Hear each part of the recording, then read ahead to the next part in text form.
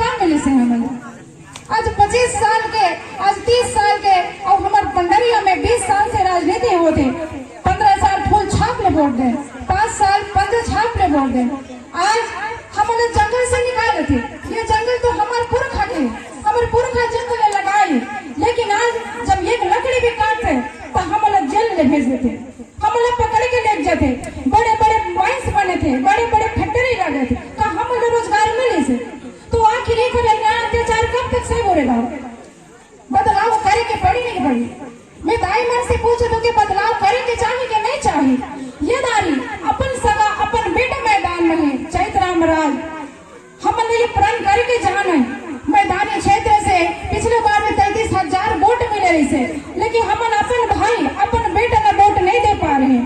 हम नहीं से व्यक्ति ने चुन के भेजे, वोट न तो ले गए, लेकिन 5 साल में हमारे कुछ नहीं करे। लेकिन ये दारी अपन बेटा मैदान में, अपन बेटे ने जिताई के भेजे के काम करबो। हमारे लई का मन बड़ी स्कूल बनाई, हॉस्पिटल बनाई, हमारे लई का मन डॉक्टर, इंजीनियर, कलेक्टर बने। तो आप मन चाहते कि नहीं चाहते? चाहते कि नहीं रहो? तो ये दारी हमारे विधायक चैतराम राज साहब, हमारे विधायक कैसा हो? हमारा विधायक कैसा हो? नोट वाला हारेगा, वोट वाला जीतेगा, नोट वाला हारेगा, वोट वाला जीतेगा। वोट हमारा राष्ट्र तुम्हारा, नहीं चलेगा, नहीं चलेगा, वोट हमारा राष्ट्र तुम्हारा। नहीं चलेगा, नहीं चलेगा। बहुजन समाज पार्टी जिंदाबाद, जिंदाबाद, जिंदाबाद, बहुजन समाज पार्टी जिंदाबाद। जिंदाबाद, जिंदाबाद। ये बारे अपन साहब ला चिन्ह या उल्लास साहब ला जिता करके रायपुर विधानसभा भेजे के काम करना रे जी जीत के जाएंगे और वह बजट आपके पंडरिया में भी निष्ठा ईमानदारी के साथ खर्च होके आपकी दुर्गति को दूर करने वाला होगा। ये बात मैं बताना चाहता हूँ आपको, इसलिए जो है, और इसके साथ साथ आपसे क्या कहना चाहता हूँ, मैं अभी यहाँ पर कामठी में पहुँच गया। मुझे जिला अध्यक्ष ने बताया कि हम कामठी में हैं। हम कामठी में चले गए और कामठी में इनके काफिले के साथ साथ पीछे पीछे गए, और हमने क्या जाकर देखा, क्या देखा कि कामठी को जैसे ही हम जरा सा एक तो सकरा सा रास्ता, गाड़ी को पार्क, दूसरी गाड़ी पार्क नहीं कर सकती है, सामने से वाली गाड़ी क्रॉस नहीं कर सकती है, और उसके आगे गए तो सड़क नाम की चीज मिली नहीं, सड़क नाम की चीज मिली नहीं। 5 किलोमीटर तक चले गए, सड़क नहीं मिली। अरे बताओ मुझे, भारतीय जनता पार्टी कांग्रेस किस मुंह से विकास की बात करती है, जो 75 साल के अंदर आज सड़क तक नहीं देने का काम किया? वो कहाँ का विकास है? विकास नहीं, हमारा बहुत बुरी तरह से विनाश किया गया है, हमारा विनाश किया गया है। इसलिए मेरे मित्रों, ये दुर्गति नजर आ रही है। और आज जुर्म जाति अत्याचारों की कहानी अगर देखी जाए तो है मेरे आदिवासी भाइयों, मैं आपको बताना चाहता हूँ, सीधी के अंदर एक आदिवासी बैठा था और भारतीय जनता पार्टी के विधायक का जो प्रतिनिधि था उसने आकर उसके मुंह के ऊपर पेशाब करने का काम किया। बोलो ये आदिवासी का सम्मान है कि अपमान है? बोलो ये अपमान आप झेलोगे क्या? ये अपमान बर्दाश्त करोगे क्या? अगर नहीं करोगे तो आपको आज दोनों हाथ खड़े करके संकल्प लेना होगा, कसम खाना होगा कि हम बहुजन समाज पार्टी का विधायक जिताएंगे, बहुजन समाज पार्टी की सरकार बनाने का काम करेंगे। बोलो मेरी बहनों, वोट हाथी को दोगे या नहीं दोगे? मणिपुर के अंदर मेरी आदिवासी बहनों को जो है निर्वस्त्र करके घुमाया गया, आदिवासी बहन के साथ में बलात्कार हुआ। इस तरह के अत्याचारों की आज जो है भाड़ लग गई है, हो गई है पीर पर्वत पिघलनी चाहिए, हो गई है पीर पर्वत पिघलनी चाहिए। अब पंडरिया में परिवर्तन होना चाहिए, बहुजन समाज पार्टी के चेतराम जीत के जाना चाहिए।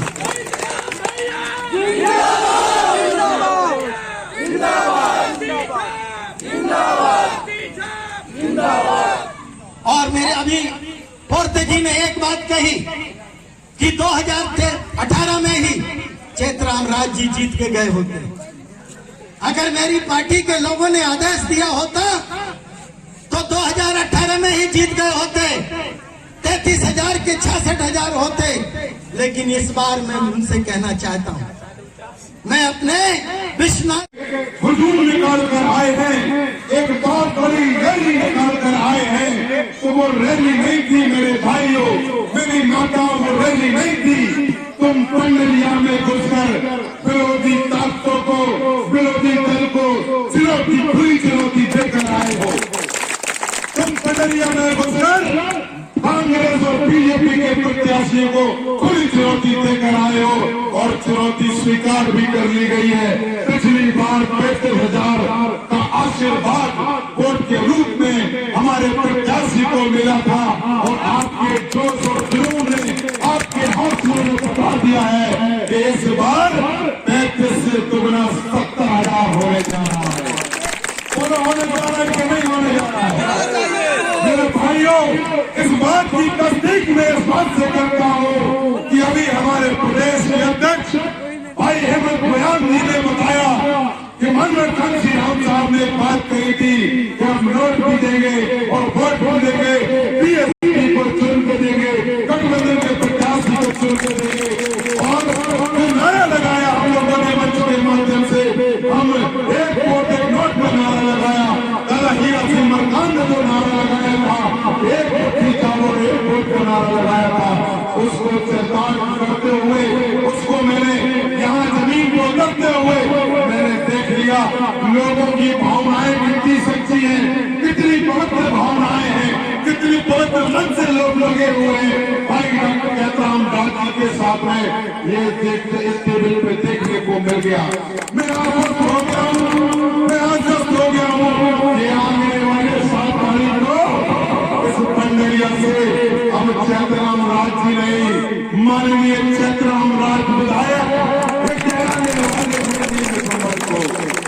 मेरे भाइयों, मैं छोटा था तो मैंने सुना था कि मनोहर कांशी राम साहब ने नारा दिया था, लेकिन आज उस नारे को मैंने चरितार्थ होते देख लिया।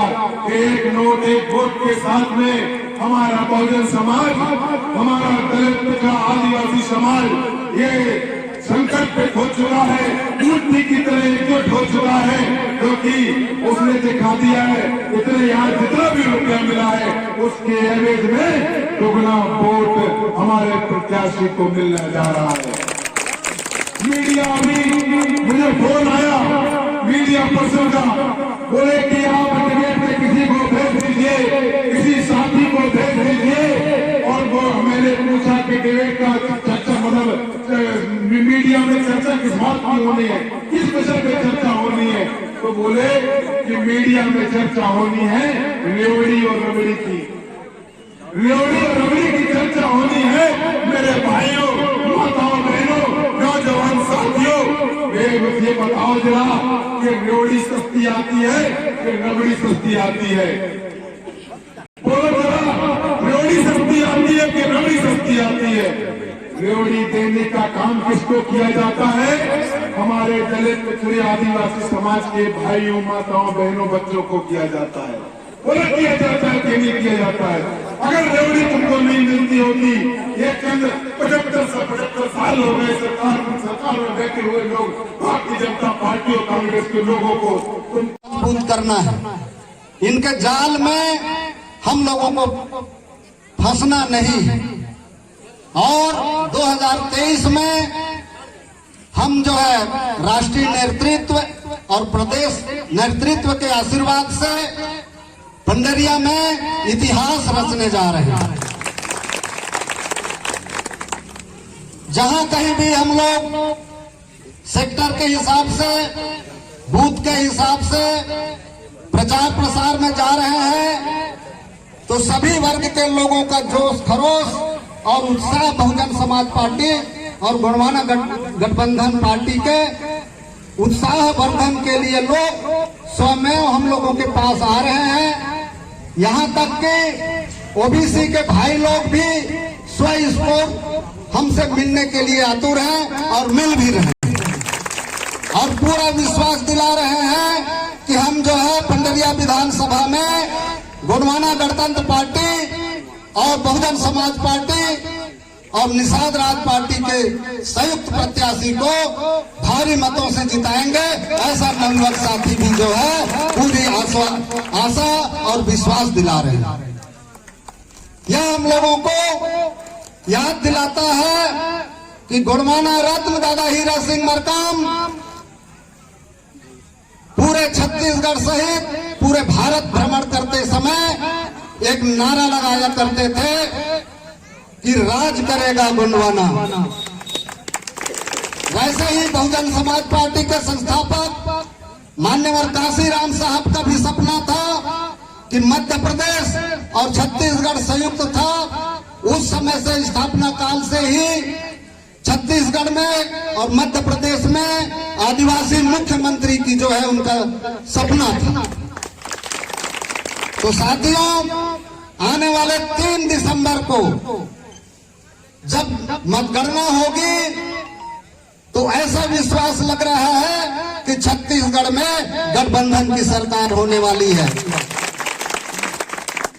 यह सर्वे रिपोर्ट कह रहा है। एक राष्ट्रीय सर्वे रिपोर्ट में यह उन्होंने सर्वे रिपोर्ट प्रस्तुत किया है जनता के सामने।